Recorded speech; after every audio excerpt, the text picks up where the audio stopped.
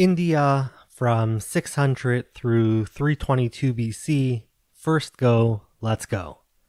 Due to the fogginess of the political development of this period, I've opted to approach this video by going one by one through the 16 Mahajanapadas of North and Central India, which were around by perhaps 600 BC. The prior, much smaller Janapadas were still identifiable entities, but now mostly found themselves as fractional components within larger political structures.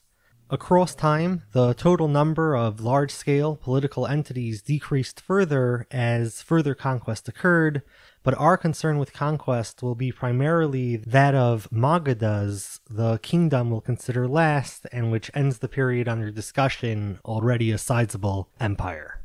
A lot of the dates for this time period depend on when exactly you place the death of the Buddha, which had been generally thought to be fairly well established at around 485 BC due to the congruence of an Indian and Chinese tradition, which had the Buddha dying in 486 BC and 483 BC respectively. I'll be running with this date being roughly on point. However, it's become increasingly popular amongst Western scholars to doubt this dating and to think that the Buddha's death occurred sometime in the span of 400 to 350 BC, which throws a wrench into much of the understanding of the middle couple of hundred years of the first millennium BC, and condenses the early history of urbanization and state formation. As we make our way through the Mahajanapadas, we'll meet the early players of this period, and we'll also meet the player whose growth pangs were already noticeable by the time Alexander arrived. And once Alexander left, their story of conquest took off in an even wilder way. That'll be the story for another day. For now, let's turn to the 16 Mahajanapadas. We'll be following the listing of Mahajanapadas from the Anguttara Nikaya, which differs only slightly from the Mahavastu listing. The main sources I'll be using for this video are the 2 books and 1 lecture series you see on screen. I left their names and Amazon links to them in the description for those who are interested in diving deeper. We'll start at the far northwest, entirely out of modern-day India, in fact, with the kingdom of Cambodia, which entered this period a monarchy and is often associated in ancient writings with the nearby kingdom of Gandhara. The location of its capital, which the Mahabharata calls Rajapura, is unknown. Pali sources call them non-Aryans and attributed practices to them that associated them with some Zoroastrian practices found in the Avesta. The next kingdom, the kingdom of Gandhara, was located in the north of modern Pakistan. Demonstrating the extensive connections in this growing political system, Gandhara of the mid-6th century BC under King Pukusati in Pali or Pushkarasaran in Sanskrit had good relations with their eastern counterpart, Magadha. Gandhara's capital, Takshashila, was an important economic and cultural center. Takshashila, or Taxila, was an important node in trade, where one could travel to Afghanistan and Central Asia, or head down the Indus and into the Arabian Sea. Gandhara would fall to the Persian Empire in the second half of the 6th century, and the capital would change to Pushkalavati, another important trade route node, whose uncovered ruins lie outside the outskirts of the modern city of Charsada. Gandhara appears in Darius I's Byzantine inscription as a subject state of the Achaemenid Empire as Gadara.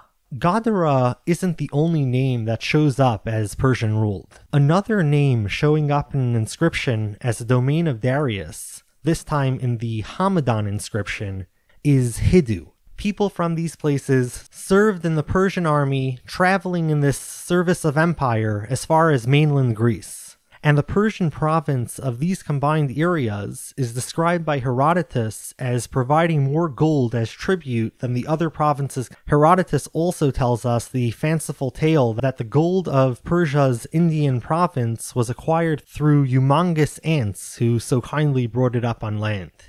Aramaic was the administrative language of the Persian Empire, and picking up in the 3rd century BC is the Aramaic-derived Kharoshthi script. Persia maintained its hold on the Indian province into the 4th century BC, but their hold likely loosened or even entirely fallen off by the mid-4th century, sometime before Alexander came to cross the Hellespont into Persia. The army of Darius III, which faced Alexander twice in battle, still included Indians in its ranks, but they may well have been mercenaries. Moving down south and to the east, ruling over the area roughly corresponding to the modern-day Malwa region, we meet the kingdom of Avanti. The Vindhya range split the Mahajanapada, and a major town existed in each part. Both of these towns, Mahishmati in the south and Ujjayini in the north, are credited as Avanti's capital. Under their famed king Pradyota, Avanti saw themselves on the losing side of a war against the earlier mentioned King Pukusati of Gandhara. Under King Pradyota, they were further involved in conflicts with Vatsa, Magadha, and Kosala. Moving north now, there lies the Matsya kingdom, about which little is known. Their capital was the ancient city of Viratanagara. Moving just slightly east now, there's Mathura, the capital of the kingdom of Surasena. Mathura is where the 8th avatar of Vishnu, Krishna, is supposed to have been born. A king of Surasena mentioned in Buddhist texts has a name that may speak to political ties with Avanti, the king Avantiputra, or son of Avanti. Making our way slightly north, we reach the kingdom of Kuru. Kuru is one of the kingdoms that saw the transition from monarchy to oligarchy during this time. The term Sangha is used for these forms of government and is oft mischaracterized as republics. The Kuru kingdom, or Sangha, for much of the time period under discussion, used to be a more important player in the Vedic period, but had declined and was only a relatively minor state by this time. Indraprastha is the name of its capital, which in Buddhist texts takes the Pali form of Indapata. Jain tradition places the first Tirthankara, Rishabha, living here. Indraprastha is also mentioned as the home of the Pandavas in the Hindu epic the Mahabharata. The Pandavas were victorious in the great battle of that epic against the Kauravas.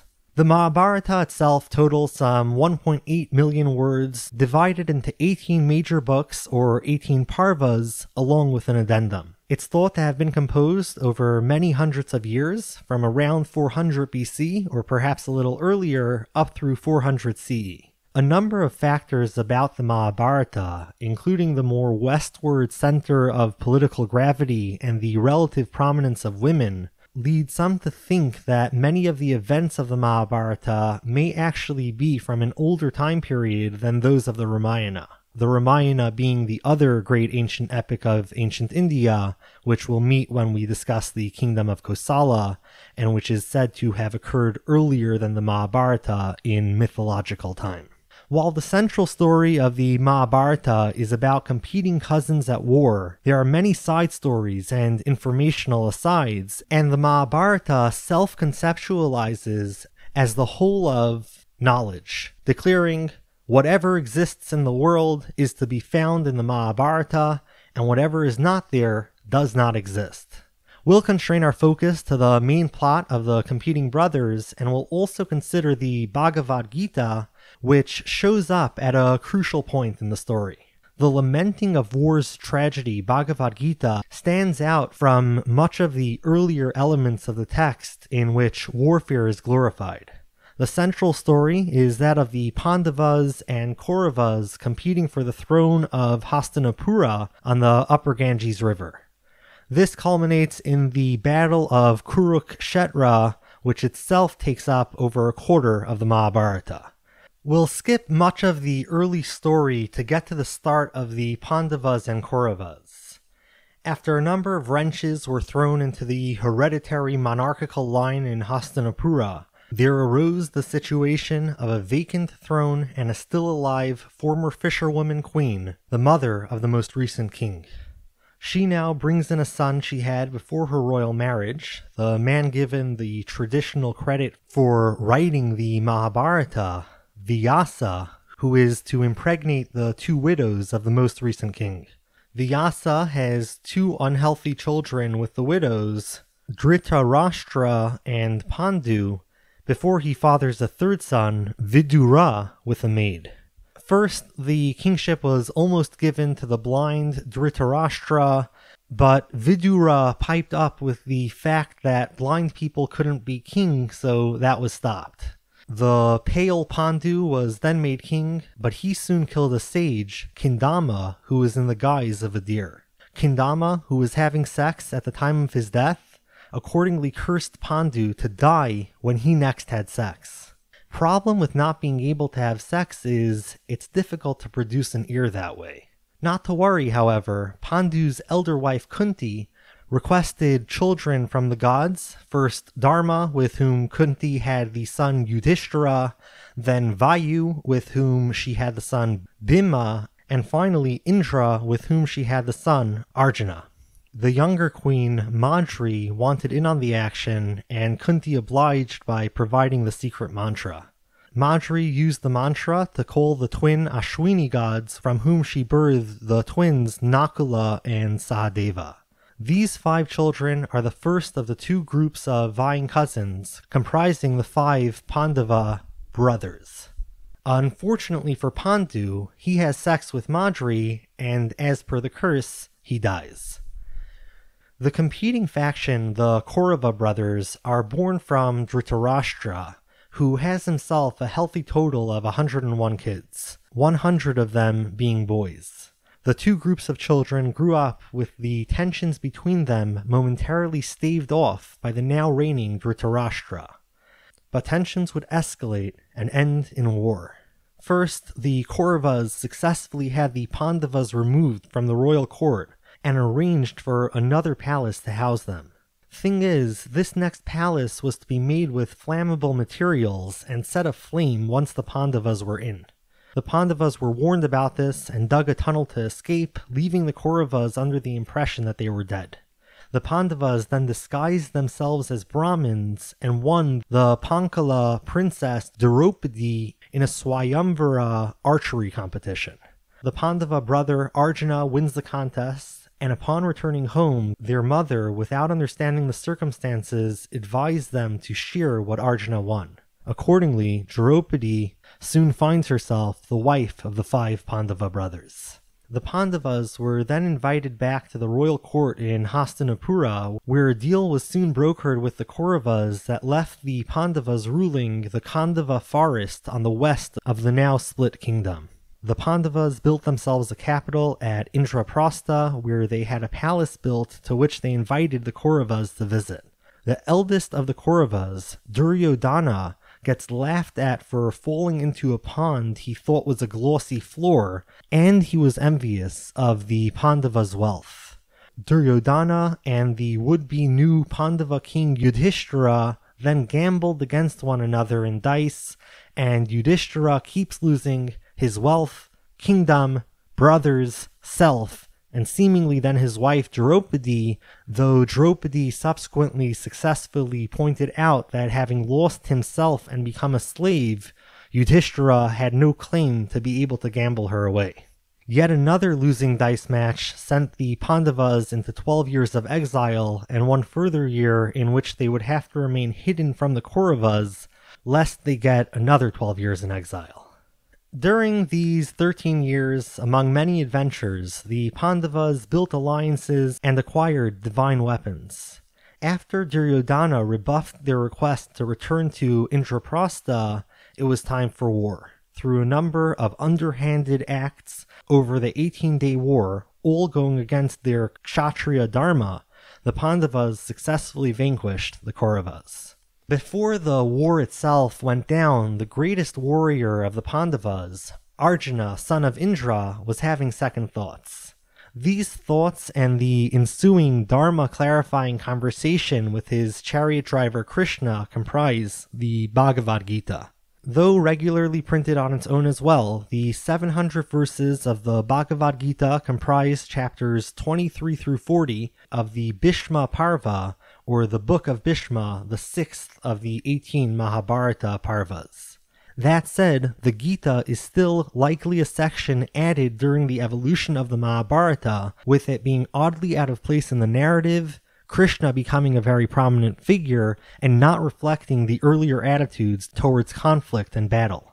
More specifically, the Gita seems to mark a shift from the earlier, more celebratory notions of war, and here Arjuna reconsiders the coming war, thinking of all the great evil it would bring. Here, war is a tragedy, albeit one the Kshatriya Dharma mandates. His chariot driver, Krishna, then drives the chariot to the space between the two groups of forces and engages in a prolonged dialogue with Arjuna before the war gets underway. This conversation went well beyond the specific question of the coming war and presents a synthesis of many Hindu ideas. Among other things, Krishna's espousal clarifies ethical dilemmas and the nature of duty, elaborating on various disciplinary paths, or yogas. He teaches the path of selfless action, karma yoga, devotion, bhakti yoga, knowledge, jnana yoga, and what some scholars consider a distinct fourth path, that of meditation, raja yoga.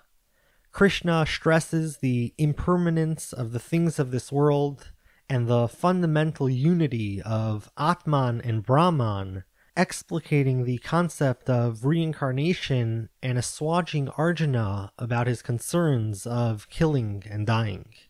When the individual soul, Atman, is reborn, it is the mere changing of bodies akin to one changing out of old clothes. And when the Atman escapes the cycle of rebirth and is merged with the whole of existence, Brahman, moksha or liberation is thus realized.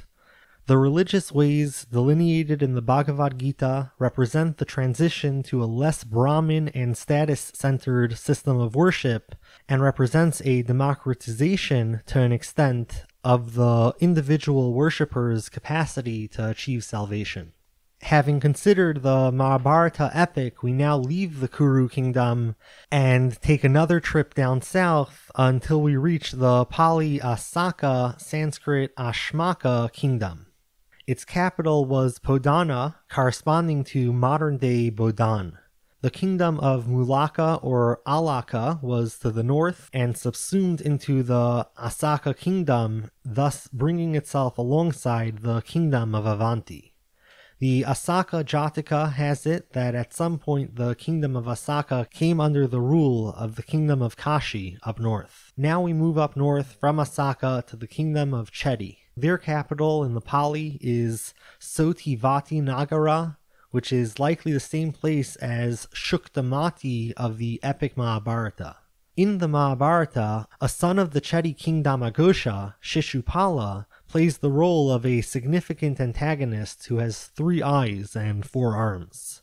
Continuing north, we reach the kingdom of Panchala, which may have later transitioned at some point into an oligarchy. Running through Panchala is the Ganges River, dividing Panchala into northeastern and southwestern halves. Both components had their own capital, with Ahikshatra in the north, and the southern capital was Kampilya. The main female protagonist of the Mahabharata, Draupadi, is said to be the daughter of the king of Panchala, Drupada, who fought on the side of the Pandavas. Hippity-hopping southeast, we reach the kingdom of Vatsa. Vatsa's capital was Kosambi, located along the Yamuna River and a prosperous city by the time of the Buddha. Kosambi was a node for trade, home to a lot of merchants and servicing traders heading down to the Deccan and to the Ganga Valley or the northwest. Continuing east, there's the kingdom of Kashi. Kashi's northern boundary was the Sarpika or Syandika River, which marked the southern edge of the Kosala kingdom. The capital of Kashi was Varanasi, said in Hindu mythology to be founded by the god Shiva. Varanasi got its name from its bordering rivers, both tributaries of the Ganges. Namely, Varanasi was bordered on the north by the Varuna River and on the south by the Asi River, now merely a stream. Kashi would eventually be conquered by the neighboring kingdom to the north, Kosala. The kingdom of Kosala was split by the Sarayu River. In the north, the capital was Shravasti. In the south, the capital was Kushavati. At some point, Kosala came to control the Sakyas of Kapilavastu, the clan famous for being that into which the Buddha was born. In the Hindu epic the Ramayana, the god Rama ruled his kingdom from another prominent Kosala town, Ayodhya.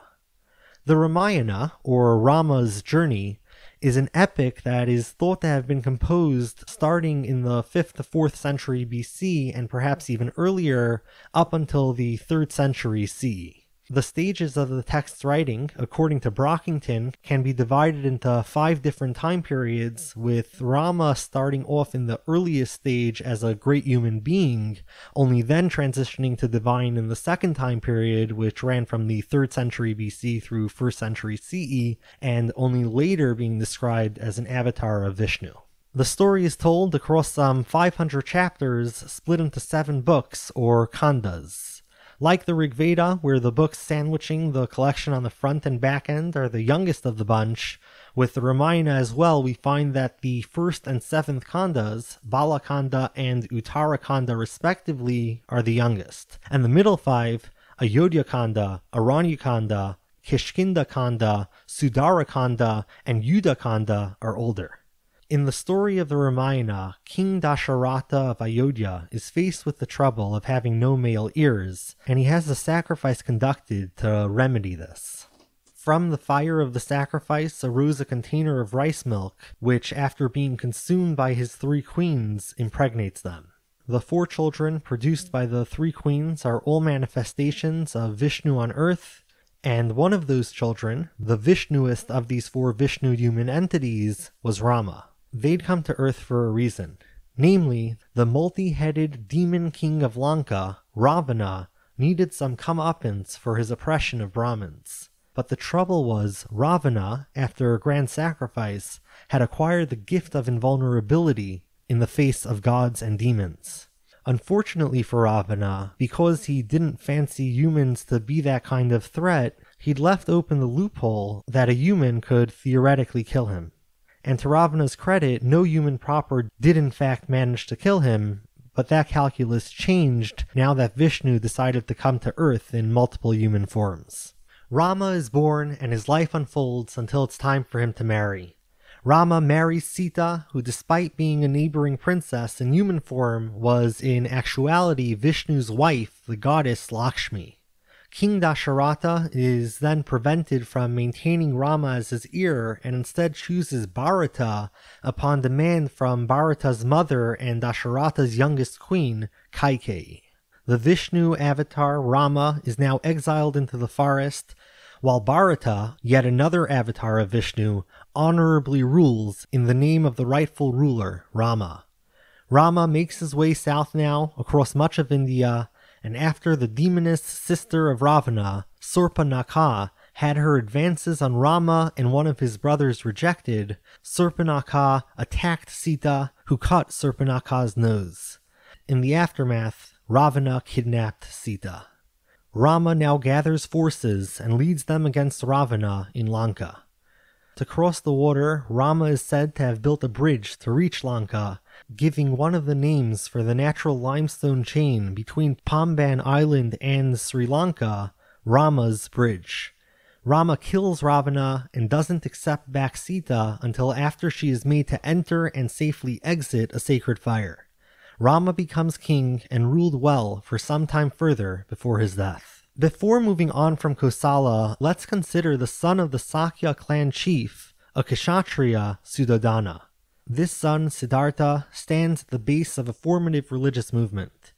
Buddhism, which rejected the authority of the Vedas and currently provides a spiritual home for some 500 million human psyches.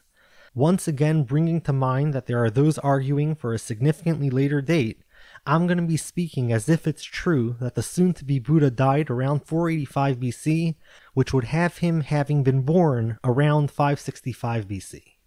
The story told of him has it that shortly after he was born, his mother, Maya, died, and Brahmanas identified him as bearing the signs of a future great man.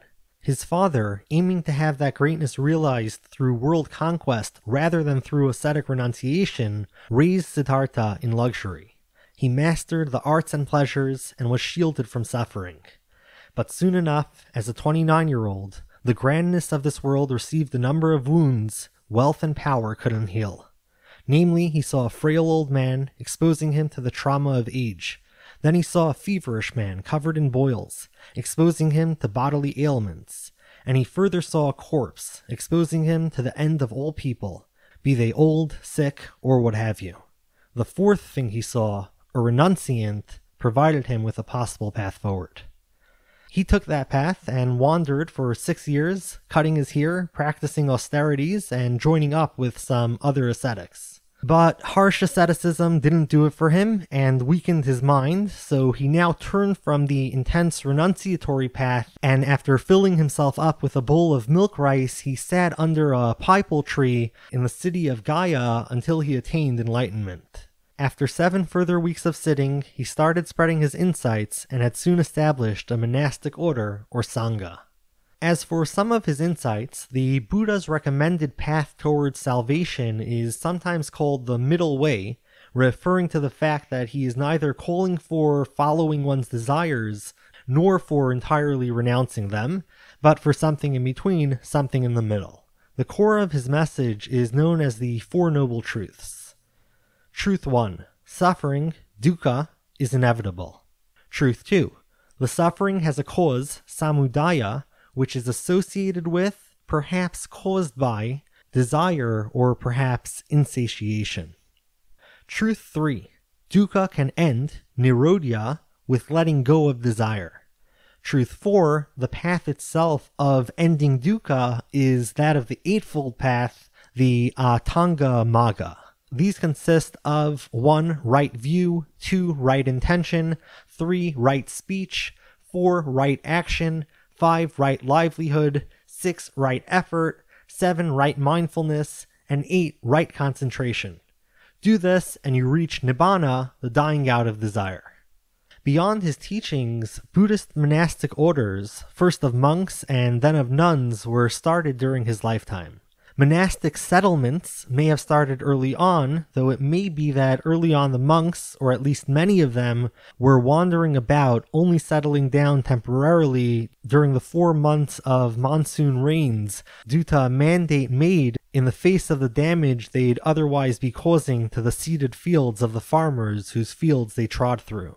You didn't need to be a monk or nun to be a follower of the Buddha, however, and members of the laity helped support the monastic community. We now move eastward to Mala, which may have previously been a kingdom but was now a principality consisting of a 9-clan confederacy. One political center was at Kushinagar, where the Buddha is thought to have died. Some 20 kilometers southeast was another Mala political center, Pava, where the Buddha is said to have had his last meal. Now moving south of Mala, there lie the Vriji Principality. Generally thought to have comprised an 8 or 9 clan confederation, there were a number of capitals, but the one belonging to the Likhavis clan, Vaishali, served as the headquarters of Vriji. Another clan of the confederation, the Vrijis, gives the name to the allied league. Yet another one of these clans were the Jnatrikas, to whom the great Jain popularizer Mahavira belonged. Mahavira was born around 599 BC at Vaishali to Kshatriya lineage. Information about his life comes from the 2 Jain branches, which had perhaps started going their own way in the 4th century BC and at times disagree with one another, the Digambara and Shvetambara sects. Mahavira's name was Vardhamana, while Mahavira means great hero. Mahavira was in a tradition of leaders of the Jaina, or the followers of the Jina. The Jina was also referred to as Tirthankara, or ford crosser, referring to their crossing over to nirvana. Mahavira is said to be the 24th of these Tirthankaras, representing beliefs significantly older than those of the Buddhists. Vardhamana himself was an older contemporary of the Buddha. Vardhamana grew up and, according to the Shvetambara tradition, got married. At 30 years old, he renounced the world and he wandered, abjuring the physical world for over a decade. While he wandered, he carefully constrained his actions to not accrue bad karma and performed austerities to remove the karma already attached to his jiva. He eventually reached Kevala Jnana, or knowledge of everything. The two traditions divide on whether he taught his teachings himself or if it was his chief disciples who spread his teaching, while Mahavira occupied himself by sitting in the lotus position. At 72 years old, he died. Jainism rejects the authority of the Vedas and preaches absolute nonviolence toward all living things.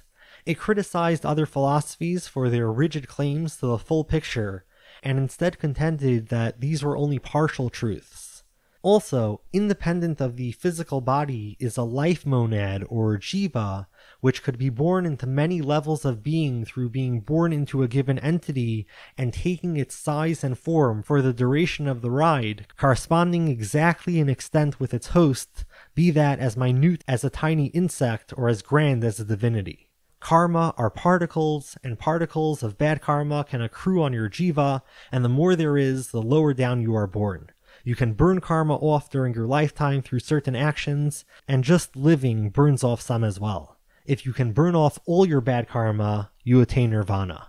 A monastic order was born around these Jain beliefs, where many monks and nuns to this day take great care in their ways to avoid killing live beings.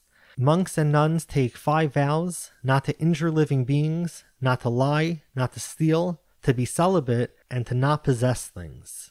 The Jain laity also had 5 vows, the first 3 as just mentioned, and the last 2 were replaced with chastity and limiting your wants. If you didn't join the monastic order, or the Sangha, but you still followed Jain teachings, you're in the middle of the social order, beneath the ascetics, and atop all the various violence-inducing non-Jains. When it comes to the Varna system, Jains allowed people of all types into their Sangha and denigrated Brahmanas in their texts. Like Buddhism, Jainism partly grew thanks to its attractiveness amongst the more successful among the lower Varnas, who didn't like their inferior placement in the Brahmanic Varna vision. Still, the superiority of the Kshatriya Varna over all others colors Jain texts. Internal criticism amongst Brahmanas themselves was clearly not alien, as Mahavira's chief disciples were Brahmanas. Magadha is from where great conquest would commence and eventually lead to the Mauryan Empire. We'll only meet the stirrings of that empire in this video, up through Alexander's chaotic entry and exit into northwest India, after which Chandragupta Maurya would take full advantage. But before closing with Magadha, let's briefly move to the easternmost Mahajanapada, Anga.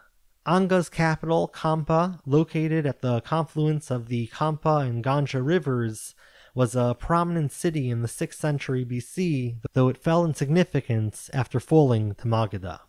Finally, we meet the one who would become master of all, Magadha.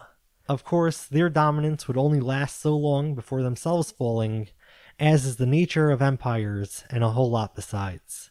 Magadha had its capital at Rajagriha, though during this time Paliputra was built and came to be the new capital. Also during this time, Magadha began to expand. They weren't the only expansive Mahajanapada, but they were the one that would end up most successful in their expansionary ways.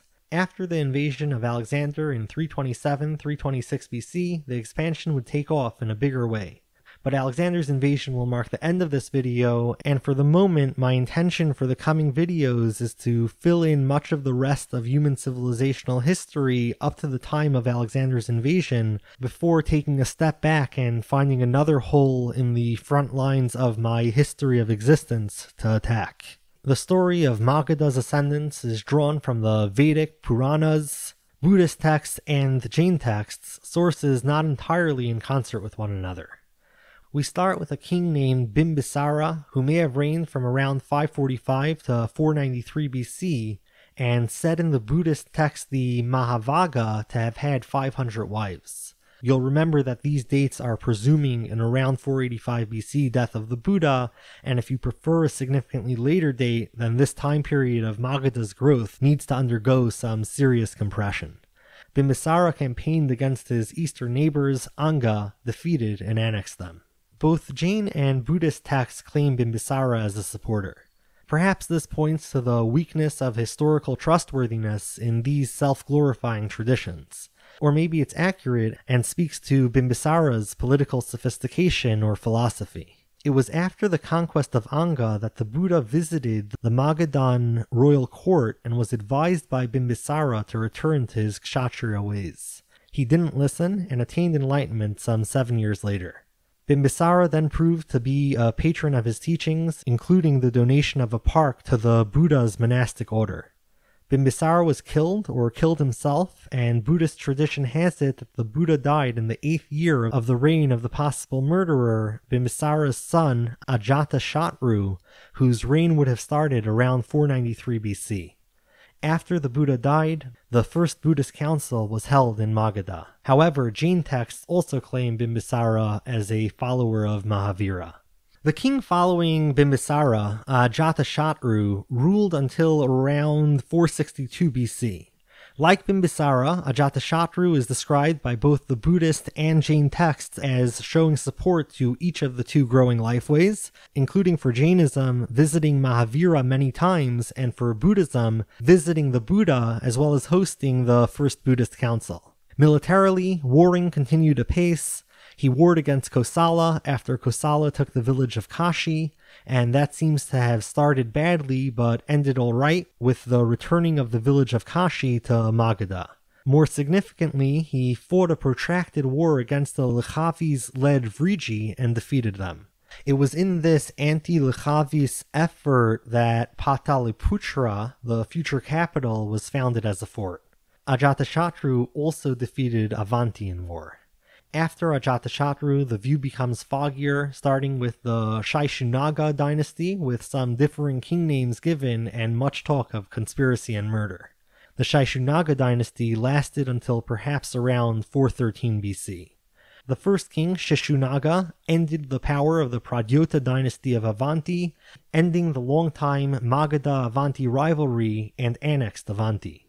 Vatsa and Kosala may have been absorbed into Magadha as well under Shishunaga. His son, who served under him as governor of Varanasi, Kalashoka or Kakavarna, succeeded him. Kalashoka patronized the second Buddhist council at Vaishali, and under his reign the capital changed to Pataliputra.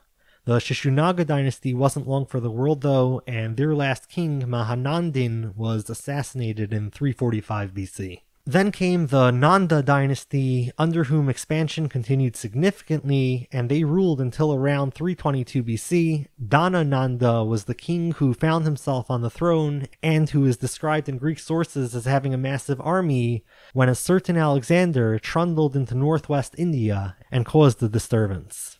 Some places went over to Macedonian rule soft and easy, others not so much.